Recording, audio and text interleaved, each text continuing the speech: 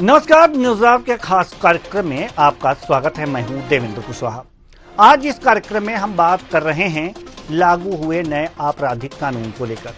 सरकार की ओर से आम लोगों को नए कानून को लेकर जागरूक किया जा रहा है, लेकिन वहीं दूसरी ओर विपक्ष बढ़ते अपराध को लेकर सरकार पर तंज कस रही है।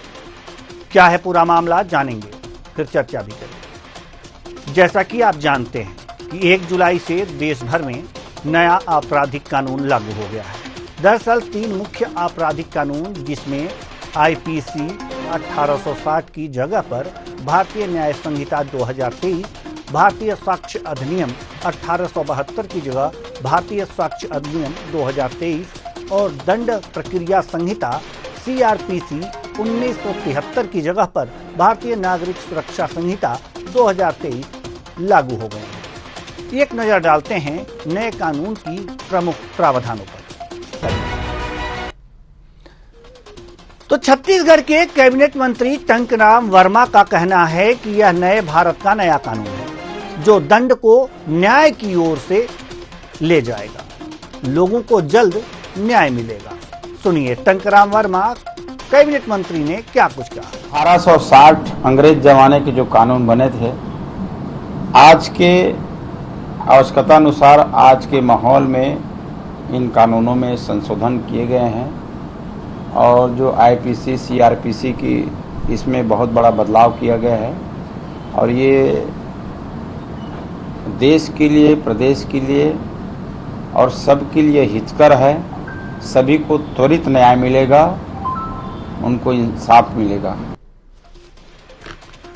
वहीं नए कानून को लेकर प्रदेश कांग्रेस अध्यक्ष दीपक बैज का कहना है कि निश्चित रूप से न्याय तब होगा जब अपराधी पकड़े जाएंगे, अपराधों पर नियंत्रण हो। बीजेपी सरकार में अपराध रोकने के लिए अपराधियों पर कोई नियंत्रण नहीं है। सुनिए दीपक बैज, प्रदेश अध्यक्ष कांग्रेस, क्या कुछ कह रहे हैं। पार्टी की सरकार जब से बनी है, छत्तीसगढ़ में अपराध का क्या स्थिति आप देख रहे हैं। मतलब हर कोई ऐसा दिन नहीं होगा महीने में और सप्ते में कि आपराधिक घटना न घटाओ। कल की बात करेंगे, वहां भी मेरे क्षेत्र की, मेरी ब्लॉक, मेरे क्षेत्र, मेरे बस्तर के एक युवा को यहां मार दिया जाता है लिफ्ट लेने के बहाने, लिफ्ट लेने के कहने से। मतलब प्रदेश में आपराधिक स्थिति पूरे चरम पर है। सरकार नियंत्रण नहीं कर पा रही है और नए कानून व्यवस्था की बात करती है, तो निश्चित रूप से न्याय तब होगा जब अपराधी पकड़े जाए, अपराधी पे नियंत्रण हो। सरकार में अपराध रोकने के लिए कोई नियंत्रण नहीं है, अपराधियों पर कोई नियंत्रण नहीं है। चरम पर पूरे अपराधी, ये पूरे कानून व्यवस्था पर प्रश्न लगातार उठ रहे हैं। तो नए कानून व्यवस्था लाने से कौन सा चमत्कार करेगी भारतीय जनता पार्टी। तो नए 3 कानूनों पर छत्तीसगढ़ में रार मची हुई है। जो विपक्ष है वो कह रहा है कि नए कानून लाने से कोई मतलब नहीं जब अपराध पर अंकुश न लग पाए। तो आज इसी मुद्दे पर हम चर्चा करेंगे और चर्चा के लिए हमारे साथ जो अभी मेहमान जुड़े हुए हैं उनसे आपका परिचय करा दें। आलोक सोनी जी, प्रवक्ता बीजेपी, बहुत बहुत स्वागत है आपका हमारे इस कार्यक्रम में। जैसा कि अभी दीपक बैज जी को आपने सुना होगा, उन्होंने कहा है कि नए कानून ला लीजिए, ठीक है, लेकिन जब अपराध पर नियंत्रण नहीं होगा तो नए कानून का कोई मतलब नहीं है। बात तो सही है। अगर खूब बढ़िया भोजन है और रखा हुआ है, खाने को न मिले तो कोई मतलब है नहीं उसका। देखिए, दीपक बैज जी जो है, वर्तमान स्थिति और परिस्थिति ऐसी है कि जो हार का ठिकरा है वो चूंकि कांग्रेस के प्रदेश अध्यक्ष है तो उनके ऊपर पूरा जा रहा है। तो वो अपने लिए एक जमीन तलाश रहे हैं और कोशिश कर रहे हैं कि कैसे वो खबरों में बने रहें। और आज के समय में प्रासंगिकता जो देख रहा हूं मैं कांग्रेस के पार्टी की हो गई है कि वो चाहे कोई भी अच्छा कानून हो या कोई भी ऐसी व्यवस्था जो भारतीय जनता पार्टी लेकर के आ रही है, आम जनता के हित के लिए लेकर के आ रही है, वो केवल एक विरोध करने की एक राजनीति सी बन गई है। कोई भी अगर जनता के भलाई के लिए भी यदि कोई किया जा रहा है तो उसका भी विरोध करना है, या कुछ ऐसी चीजें उनको नजर आ रही, मतलब केवल विरोध ही एक उनके डिक्शनरी में एक शब्द चला गया है, उसी डिक्शनरी। आप ही सोचिए, आपने भी देखा होगा ये भारतीय न्याय संहिता लेकर के आए हैं। आज 60-70 साल हो गए हमको देश आजाद हुए, हमारे पास में आज भी हम अंग्रेजों के जमाने के कानून को चला रहे थे।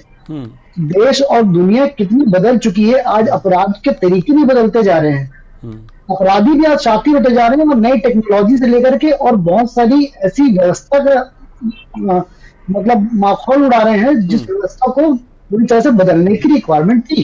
तो उसी सब परिस्थिति स्थिति को देखते हुए मोदी जी की सरकार ने भारतीय न्याय संहिता लेके, अब आप ही सोचिए, राजद्रोह का मतलब आप शाब्दिक अर्थ ही निकालेंगे तो राजद्रोह मतलब क्या कोई राज है यहाँ पर में? लोकतंत्र है तो देशद्रोह हो सकता है, राजद्रोह मतलब ये अंग्रेजों के ठीक है, ये तो अच्छी बात है, आपने वास्तव में ये परिवर्तन किया, लेकिन उससे अपराध तो कम नहीं हो जाएगा। देखिए, ये परिवर्तन कोई एक रात में तो नहीं आ जाएगा। आप ही देखिए कितनी सारी धाराएं थी उनको कम किया गया, 511 धाराएं थी उनको घटाया गया है, और बहुत सारी ऐसी नई धाराएं जोड़ी गई है जो अभी तक मौजूद नहीं थी, ऐसे सारे अपराध जोड़े गए हैं जो अपराध थे ही नहीं। तो एक दराज में परिवर्तन नहीं होने वाला है, उसके लिए एक समय लगेगा, और अपराधी को अपराध करने से रोक पाना थोड़ा मुश्किल काम, लेकिन अपराध होने के बाद में यदि कानून व्यवस्था में काम नहीं करता है, वहां एक बार आप गलती कर सकते हैं।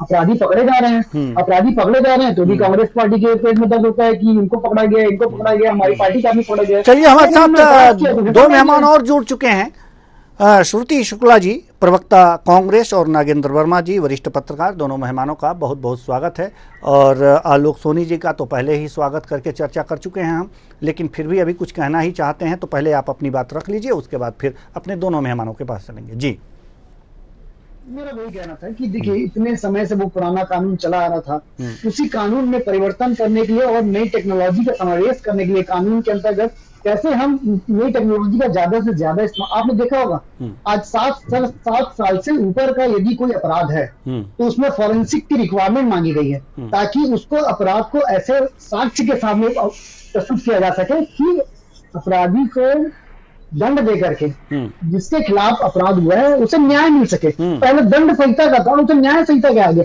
आज हम यदि कोर्ट जाते हैं या न्याय का दरवाजा खटखटाते हैं तो किस लिए जाते हैं? न्याय के लिए जाते हैं, न्याय की किसी को दंड देने के लिए, तो हमें न्याय मिल सके। इसलिए परिवर्तन लाया गया है, और वो परिवर्तन आपको आने वाले समय में नजर आने लग जाएगा। ये एक मतलब नाम बदल गया है तो परिवर्तन भी आएगा, थोड़ा सा धैर्य रखिए। श्रुति शुक्ला जी, जवाब दीजिए आप।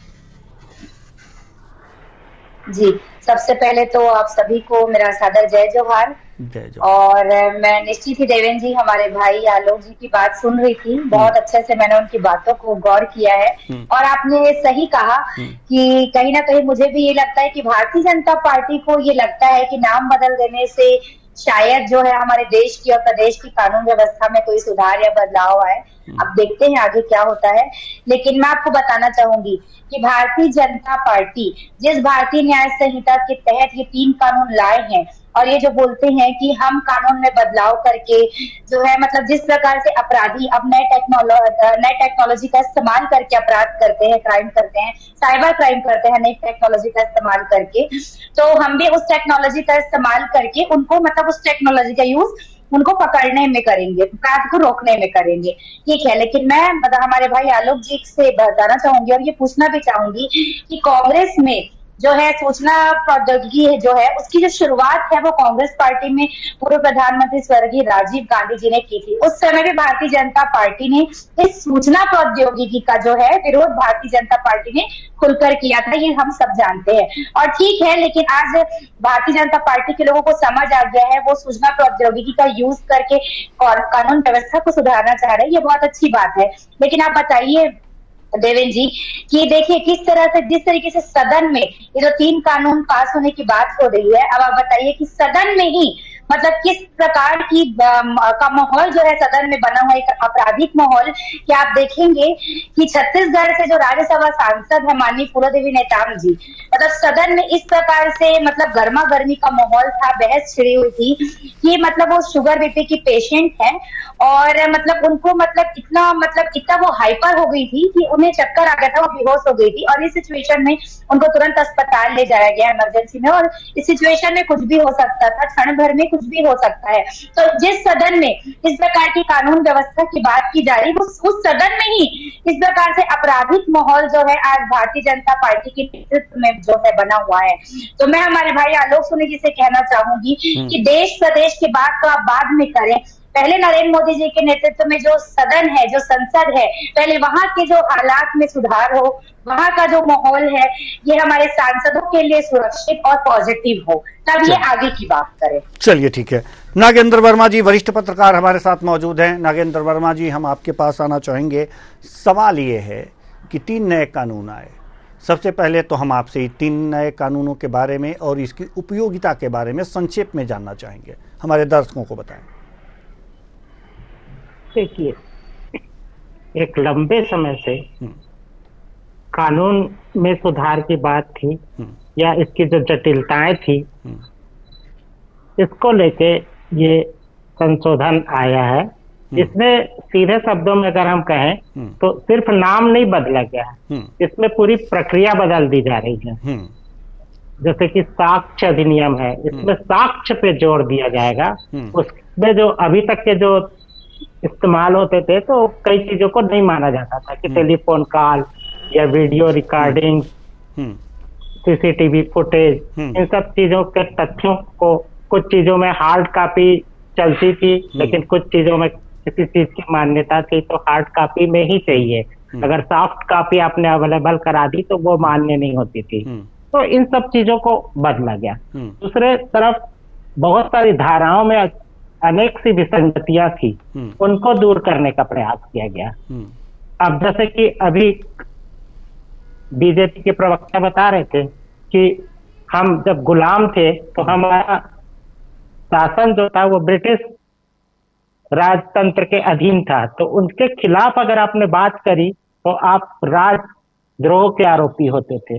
लेकिन अब चूंकि आप स्वतंत्र देश के नागरिक हैं और आप यहाँ ऐसी गतिविधियों में लिप्त होते हैं जो देश के खिलाफ है, तो आप देशद्रोही कहलाएंगे। तो ये बहुत सरल शब्दों में इन चीजों को समझा जा सकता है। दूसरी चीज, लगातार कानून जो था उसकी धाराएं जो थी वो ऐसी हो गई थी कि जन सामान्य तो उसको एक जुमले की तरह यूज करता था, लेकिन मुझे लगता है कि अपराधी उसके साथ यूज्ड टू हो गए थे।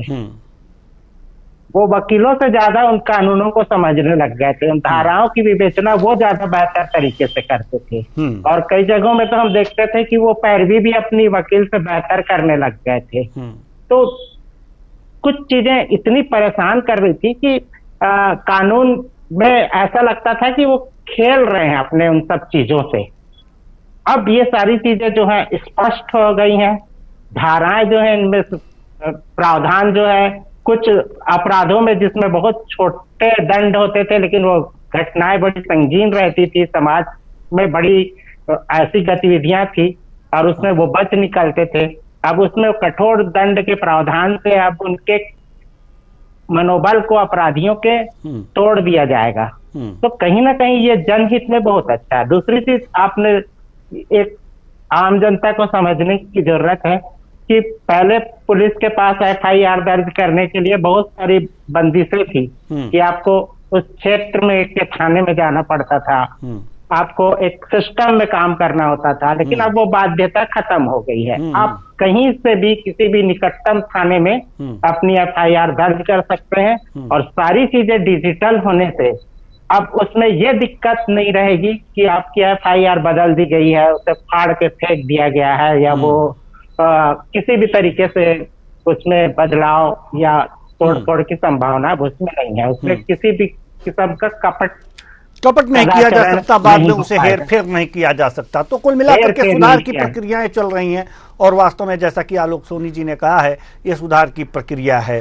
श्रुति शुक्ला जी, हम आपसे जानना चाहेंगे कि अगर ये सुधार की प्रक्रिया है तो विपक्ष को तो सकारात्मक रुख अपनाना चाहिए था। जी देवेंद्र जी, निश्चित ही मैं यही कहना चाहूंगी कि देखिए अभी वर्तमान की जो स्थिति है, अगर हम बात छत्तीसगढ़ की करते हैं तो यहाँ पर जो कानून व्यवस्था है ये अभी बहुत ज्यादा जर्जर है। इसका एक उदाहरण आप देख चुके हैं कि बेमेतरा में जो घटना हुई और अभी बीच में कुछ दिन पहले ही आपने देखा होगा कि एक आदिवासी युवक को मतलब पीट पीट कर उसकी हत्या कर दी गई। तो अभी छत्तीसगढ़ में जो वर्तमान में जो कानून व्यवस्था है ये तो पूरी तरीके से जर्जर है। और निश्चित है अगर भारतीय जनता पार्टी के द्वारा लाए गए नए कानून से अगर कानून व्यवस्था सुधरती है हमारे देश के प्रदेश की, तो निश्चित ही विपक्ष भी इसका समर्थन करेगी। और दीपक बैज जी ने भी कहा है कि कानून व्यवस्था में सुधार होना चाहिए, चाहे वो किसी भी प्रकार से हो। और अच्छी बात है अगर विपक्ष को ये लगता है कि ऐसे नए कानून बना के वो कानून व्यवस्था में सुधार कर पाएंगे तो बहुत अच्छी बात है। लेकिन आप देखिए कि इतने कम समय में भारतीय जनता पार्टी की सरकार बने हुए हैं और कितनी अनेक प्रकार की जो घटना हमारे छत्तीसगढ़ में हो चुकी है। और सेंट्रल लेवल की मैं बात करूंगी तो आप देखिए कुछ दिन पहले आजकल की बात है कि हाथरस में किस प्रकार की घटनाएं हुई, ये भी एक आपराधिक मामले के तहत ही आ जाता है। अगर देखा जाए इतने लोगों की मौत हुई है। इसके पहले जो है पहले मोदी जी के शासनकाल के समय हाथरस में जो है एक बच्ची का रेप किया गया था। उस समय भी उत्तर प्रदेश में भारतीय जनता पार्टी की सरकार थी, है ना। इसके पहले आप देखेंगे कि मणिपुर में किस तरीके की शर्मसार करने वाली घटना हुई थी। तो मैं एक ही बात हमारे भाई आलोक जी से कहना चाहूंगी कि हमें भी उम्मीद है, एक आदर्श विपक्ष होने के नाते हम अपने देश के और जनता के हित के लिए आवाज उठाते हैं, तो हमें भी बिल्कुल उम्मीद है कि ऐसी जो है न्याय संहिता के तहत कानून व्यवस्था बने कि हमारे देश की जनता और हम सब उसमें सुरक्षित रहें। तो बना तो है कानून, फिर सुरक्षित अभी तो 1 तारीख को लागू हुआ है, तो फिर अभी थोड़ी देर इंतजार और अगर जो विपक्ष कर लेगा तो कोई दिक्कत होगी क्या? थोड़ा सा जी देवेंद्र जी, बस कुछ दिन और है जी, हम बिल्कुल इंतजार कर रहे हैं और उम्मीद भी करते हैं कि सब कुछ जो है वातावरण हमारे जो देश और प्रदेश का बिल्कुल सकारात्मक रहे और इस कानून व्यवस्था का जो है फायदा और एक पॉजिटिविटी जो है वो मिले। तो आलोक सोनी जी, हमारे जो विपक्ष की प्रवक्ता हैं श्रुति शुक्ला जी, इनका कहना है कि हम इंतजार तो कर लेंगे, परिवर्तन होना चाहिए। तो इंतजार तो विपक्ष कर रहा है, सकारात्मक विपक्ष की भूमिका तो निभा रहा है, फिर आप आगे बढ़िए। सकारात्मक विपक्ष वो होता है कि जो अगर भारत देश के जनता के लिए यदि कोई ऐसा कानून लाया जा रहा है या कोई नए परिवर्तन ला रहे हैं जिससे देश की जनता का भला हो, तो उसका स्वागत किया जाना चाहिए, ना कि विरोध। और आम जनता के मन में ऐसी भ्रांतियां पैदा करनी चाहिए कि ये उनके लिए सही नहीं है। ये एक सकारात्मक विपक्ष का काम होता है। दूसरा, मेरी जो प्रवक्ता बहन है वो कह रही थी कि राजीव गांधी जी टेक्नोलॉजी प्रौद्योगिकी लेकर के आए थे। बिल्कुल मेरी बहन का कहना सही है। उस समय पे समय और देश की मांग थी कि राजीव गांधी जी प्रौद्योगिकी लेकर के आए थे, लेकिन उस प्रौद्योगिकी को वो महंगा था उस वक्त पे, उसको आगे बढ़ाने का काम स्वर्गीय श्री अटल बिहारी वाजपेयी जी की सरकार ने किया था और आम जनता तक पहुंचाया था। ये आज मैं उनकी जानकारी में दे दूं ताकि ये बार बार कांग्रेस के प्रवक्ता और कांग्रेस के भाइयों को हमें लगता है कि अगर वो लोग नहीं होते तो प्रौद्योगिकी आती नहीं। अरे आम जनता के तक वो प्रौद्योगिकी पहुंची नहीं। अगर वो लोग नहीं होते तो आजादी नहीं आती, ये तो कहा जा सकता है कुछ हद तक। जी, ये तो अटल बिहारी वाजपेयी जी की सरकार थी कि उन्होंने आम जनता के हाथों तक मोबाइल पहुंचाया और जो टेलीकॉम की दर है उसको सस्ता करी। वो ऐसी पॉलिसी लेकर के आए थे कि हर एक के हाथ में मोबाइल पहुंच गया था। तभी ये चीजें संभव हो पाई कि आज हम मोबाइल से कनेक्ट होकर के आपस में बात कर पा रहे हैं और कम्युनिकेट कर पा रहे हैं तेजी से। तो ये सारी चीजें जो है ना, जब एक कोई चीज होती है, जब कोई नई नींव रखी जाती है, एक इमारत की नींव रखी जाती है, तो उस समय पर वो नजर नहीं आता है कि क्या हो रहा है। वैसे ये कानून है देश के हित के लिए, देश की जनता के लिए, देश को जनता को न्याय दिलाने के लिए और अपराधियों को भय दिलाने के लिए, ताकि अपराध में कमी आ सके। नए कानून लाए गए, इसके लिए कांग्रेस पार्टी को बयानबाजी न करके आम जनता की को समझाना चाहिए और साथ ही साथ इसका साथ देना चाहिए, न कि बदलाना चाहिए। मेरा ये कहना, थोड़ा प्रतीक्षा करनी चाहिए, बहुत जल्दबाजी कर रहे हैं। जी, प्रतीक्षा करनी चाहिए तो प्रतीक्षा करने के लिए तैयार हैं, लेकिन प्रतीक्षा साल भर, 2 साल या पूरे 5 साल?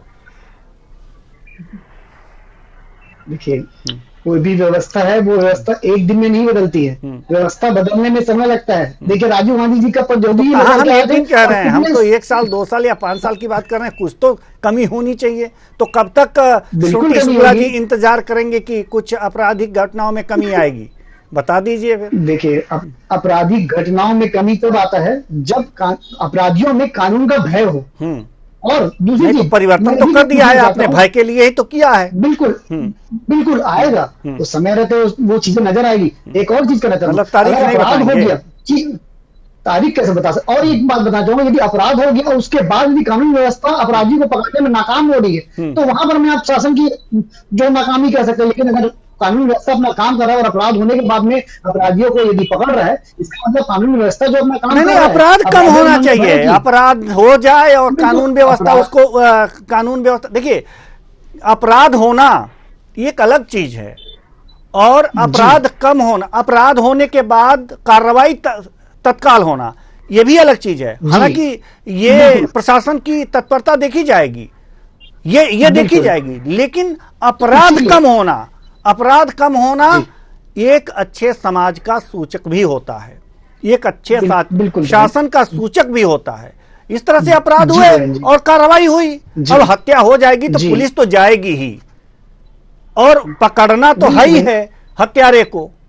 तो इसमें तो कोई बहुत बड़ी बात नहीं है कि हाँ हत्या हुई और आप पुलिस गई और चलिए 2 घंटे में पकड़ ली, 4 घंटे में पकड़ ली, लेकिन हत्या तो हुई। इसका मतलब हत्यारे को खौफ नहीं है कानून का।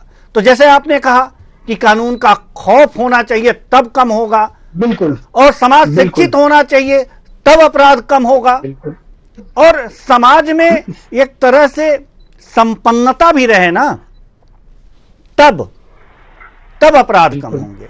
क्योंकि अगर जो संपन्नता रहेगी तो अपराध कम हो जाएंगे। नागेंद्र वर्मा जी, कहीं हम गलत तो नहीं कह रहे हैं? बिल्कुल सही कह रहे हैं देवेंद्र जी।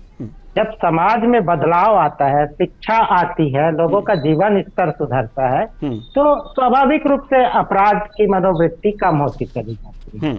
और दोनों प्रवक्ता अलग अलग छोरों पे बात कर रहे हैं। एक न्याय की बात कर रहे हैं, दूसरे लॉ एंड ऑर्डर की बात कर रहे हैं, प्रशासन की बात कर रहे हैं। इनके बीच अपराध अपनी जगह चले जा रहे हैं। तो ये बिल्कुल अलग चीज है। और मुझे लगता है कि जब आप लोगों की मनोवृत्ति को बदलते हैं, उनके जीवन स्तर में सुधार लाते हैं, तो स्वाभाविक रूप से समाज में एक बदलाव आता है और एक सतत प्रक्रिया है परिवर्तन। इसका क्रेडिट समय समय पर लोग लेंगे। जो भी राजनीति कर रहा है, जो सत्ता में बैठेगा, जो भी राजनीतिक दल, वो तो स्वाभाविक रूप से इस पे अपनी जिम्मेदारी तय करेगा और अपनी वाहवाही करेगा। जब आप जानते हैं कि लालटेन का युग था तो हर हाथों में लालटेन था, जब टार्च आए तो हर हाथों में टार्च आए, अब हर हाथों में मोबाइल है। एक समय में हर घर में लैंडलाइन फोन होता था। तो वो और आगे भी बढ़ते जाएगी दुनिया, जैसे जैसे हाईटेक होंगे। तो हमको स्वीकारना इस बात को है कि जब सारी चीजें अच्छी हो, सारी चीजें सहज हो, सरल हो, आदमी को भटकना ना पड़े। क्योंकि हर व्यक्ति इतना परेशान है आज के दौर में कि अगर वो किसी उलझन में फंसता है तो उसका वो समाधान तत्कालिक रूप से चाहता है और बहुत कम समय में, कम खर्चे में चाहता है। तो न्याय की प्रक्रिया भी इसी के तहत आती है कि अगर आपके साथ कुछ अपराध हुआ है तो आप त्वरित न्याय की गुंजाइश रखते हैं, एक कार्रवाई की गुंजाइश रखते हैं और अपने हित में बात चाहते हैं। और अगर उसमें जटिलता है, विलंब से न्याय मिल रहा है या उस प्रक्रिया में आपका बहुत पैसा खर्चा हो रहा है, तो कहीं ना कहीं समाज पीड़ित होता है। बिल्कुल, एक पक्ष जो अपराध, जी बिल्कुल सही कह रहे हैं आप कि अगर जो न्याय मिलने में देरी होगी तो एक पक्ष को पीड़ा जरूर होगी। हम आना चाहेंगे श्रुति शुक्ला जी के पास। जैसे कि ये कहा जा रहा है कि अपराध कम हो, तो अपराध समाज में होता है और समाज में विपक्ष भी होता है, तो सकारात्मक विपक्ष की भूमिका भी एक बहुत महत्वपूर्ण होती है कि समाज को जागरूक करना। समाज को, देखिए आप संपन्न नहीं बना सकते क्योंकि योजनाएं चलाना और संपन्न करना सरकार का काम है, लेकिन सामाजिक रूप से जागरूक किया जा सकता है अपराध के विरोध में कि आपराधिक प्रवृत्ति जागृत ना हो। ऐसे में अगर जो सकारात्मक विपक्ष की भूमिका अगर जो आपको निभानी है, तो क्या जो राजनीतिक पार्टियां हैं, सिर्फ आप ही नहीं और भी, क्या उनको यह नहीं चाहिए कि समाज को कुछ जागरूकता फैलाएं इस तरह की? जी देवेंद्र जी, निश्चित ही कांग्रेस पार्टी एक सकारात्मक और एक आदर्श विपक्ष की भूमिका निभा रही है। आप देखेंगे कि छत्तीसगढ़ में इसके पहले कवर्धा जिले में कांड हुआ था कि अनेक प्रकार के जो मजदूर हैं उनकी मौत हो गई थी, तेंदुपत्ता संग्रहण करके वो आ रहे थे, उनकी मौत हो गई थी। इसके बाद फिर अभी बेमेतरा में जो कांड हुआ, तो हमारी जो कांग्रेस पार्टी में मतलब एक टीम बनाकर वहां पे उन्होंने करते हैं कि वहां पे क्या स्थिति हुई, क्या वहां की वस्तु स्थिति है, और मतलब टीम वर्क वहां पे हुआ था कि हम मतलब वहां की स्थिति जाने की ऐसी स्थिति वहां पे निर्मित क्यों हुई। लेकिन मुझे लगता है कि अभी तक के मतलब विपक्ष का जो काम है आवाज उठाना, अगर कुछ गलत हो रहा है उसकी आवाज उठाना, तो इससे भारतीय जनता पार्टी को प्रॉब्लम है। अब बताइए, अभी तक उस चीज को लेकर कोई ऐसी बड़ी कार्यवाही होती दिख नहीं रही है। आप भी देख रहे हैं, मैं भी देख रही हूँ। अब आप देखिए, मैं आपको बताना चाहूंगी कि साजा में जो विधायक हैं ईश्वर साहू जी, है ना, मतलब पिछले जो कार्यकाल के समय पे जो उनके बेटे के साथ जो हत्याकांड हुआ था, आज भारतीय जनता पार्टी की सरकार बने 6 महीने से अधिक हो रहे हैं, तो उनको इसीलिए जो है राजनीतिक मतलब उसको राजनीति की दृष्टि से भुनाया गया कि उनको टिकट दे दी गई, ठीक है, वो चुनाव भी जीत गए। लेकिन आज जब सरकार बने इतने महीने हो गए, जब वो स्वयं विधायक है, उनकी सत्ता सरकार है केंद्र में और राज्य में भी, तो उन्होंने अभी तक अपने बेटे के हत्याकांड का पर्दाफाश नहीं कर पाए, वो अभी तक वो दोषियों को सजा नहीं दिलवा पाए, बल्कि उनके ऊपर जो है अब उंगली उठ रही है कि वो मतलब पैसों की मांग करते हैं लोगों से काम कराने के लिए। इस प्रकार की बातें हो रही है, तो बताइए कितनी शर्म की बात है। इस प्रकार की कानून व्यवस्था भारतीय जनता पार्टी के नेतृत्व में जो है हमारे प्रदेश में बनी हुई है। और अगर मैं जी अगर जी, और मैं कहना चाहूंगी कि हमारे भाई आलोक सोनी जी ने कहा कि अटल बिहारी वाजपेयी जी ने इस प्रौद्योगिकी को आगे बढ़ाया, इसे सस्ता किया, निश्चित ही आलोक जी, लेकिन इसके जनक राजीव गांधी जी थे। इससे आप लोगों को कोई मतलब इसमें समाज को आगे बढ़ाने के लिए, टेक्नोलॉजी से लैस करने के लिए दोनों पार्टियां आगे आई हैं, दोनों पार्टियों ने काम किया है, विकास के लिए, लोगों के विकास के लिए काम किया है।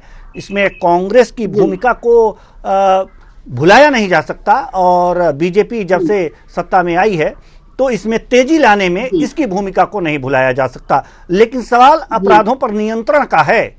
अगर जो अपराधों पर नियंत्रण हो जाए तो वास्तव में यह देश, जैसे राम राज्य, बीजेपी के लोग बहुत कहते हैं राम राज्य, तो राम राज्य आने में देर नहीं लगेगी। चूंकि समय नहीं है, नहीं तो इस चर्चा को और आगे बढ़ाते और आप लोगों की राय लेते। बहुत बहुत धन्यवाद, आप आए और अपने अपने विचार साझा किए। तो कुल मिलाकर देखा जा सकता है कि नया कानून नया है, लेकिन अब सियासत वही है। कानून बन गए हैं, कुछ बदलाव हुए हैं, अच्छे बदलाव हुए हैं, और इससे न्याय मिलने में देरी नहीं होगी। थोड़ी सी जल्दबाजी में जल्दी से निर्णय आ जाएगा, न्याय मिल जाएगा। लेकिन सवाल यहां पर यह है कि अपराध हो ही ना, इसके लिए सत्ता पक्ष तो काम करेगा, क्योंकि वो सत्ता में है। अगर ज्यादा अपराध हुए तो उसकी बदनामी होगी। साथ ही साथ विपक्ष को भी ध्यान रखना चाहिए। सिर्फ राजनीति ही नहीं, जिनके लिए आप राजनीति करते हैं, जिनके लिए आप सेवा कर रहे हैं और जिनके लिए राजनीति के मैदान में कूदे हैं, जिनकी सेवा के लिए वास्तव में सही अर्थों में उनकी सेवा कीजिए। विपक्ष और सत्ता पक्ष अगर मिलकर के समाज से अपराध को कम करने की कोशिश करेगा तो क्यों नहीं होगा, नहीं शब्द आएगा ही नहीं। लेकिन अगर ईमानदारी से प्रयास नहीं होगा तो नाम बदलते रहिए और नए प्रावधान लाते रहिए, उससे कुछ नहीं होने वाला। इसलिए जरूरी है इच्छा शक्ति की, और राजनीतिक पार्टियों को यह इच्छा शक्ति लानी ही होगी, तभी अपराध में कमी आएगी। फिलहाल इस कार्यक्रम में इतना ही। मुझे दीजिए इजाजत। नमस्कार।